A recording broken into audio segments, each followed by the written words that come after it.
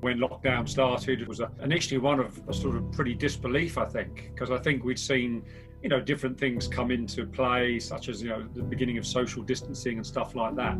But the thought of, we were all going to be sort of confined mainly to our houses for a period of time, not be able to play any sport, not be able to meet socially and those sorts of things, I don't think have necessarily entered people's mind as clear as it had done. So yeah, I think it was a massive shock. During lockdown, one of the key things Richmond are trying to do is engage with their members and make sure that they're physically active, socially active, and still feel connected to the club really. Throughout this whole process, the club have kept engaged with everyone, and we've been given programmes to be able to keep fit during this whole process. There's been more emphasis on the mental health support that the club offers, and there's also a community health programme. They're collecting things, excess food and what have you, which can be given and given out to the community for people which are more vulnerable. So when the lockdown started, we had a real think about what we could do to help our local community. I came across a initiative from AFC Wimbledon, Don's Local Action. They had set up pretty much immediately after the lockdown, a bit like a food bank idea, so collecting non-perishable goods, and with the addition of collecting second-hand technology, so laptops and tablets. Spoke to AFC Wimbledon and very quickly set up our own drop-off points at the club on a Saturday afternoon.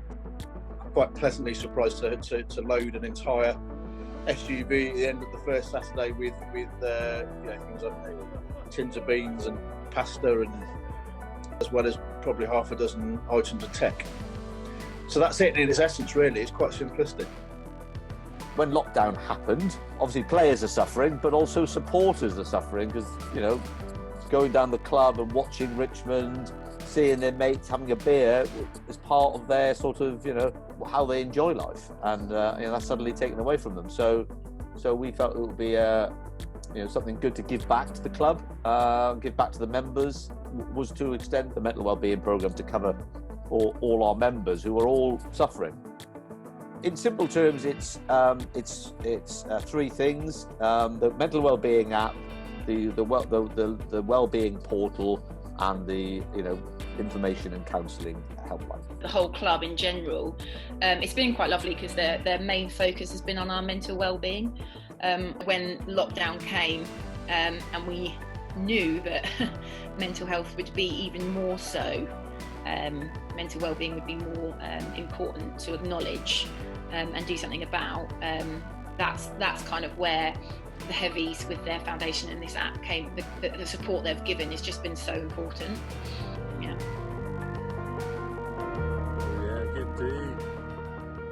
During the lockdown period, obviously things changed fairly considerably for primarily the players who worked on a day-to-day basis, but obviously for the general club members. So while we were providing a service for the players in hope that it would be a short turnaround, which is obviously not going to be the case, we then realised that there was probably a need for the wider club to get some physical activity advice, not only just for the health benefits, but also for the mental aspect of it in terms of providing maybe a little bit of structure, small pockets of time where they can actually commit to something.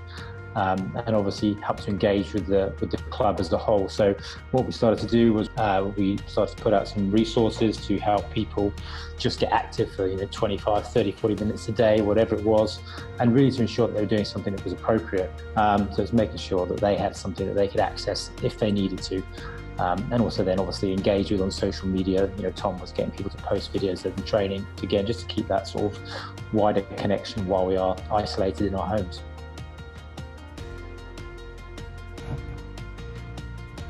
I'm very proud of the way that Richmond has adapted. Richmond is a community club, and we stay connected as best we can. So I think it's really important that people realise that, and I think they also recognise this could be for the long haul, and therefore I think we do realise we could be in this situation for quite a while. Well, that's a challenge, and we're very used to meeting challenges on a week by week basis, and I'm sure we'll continue to do so.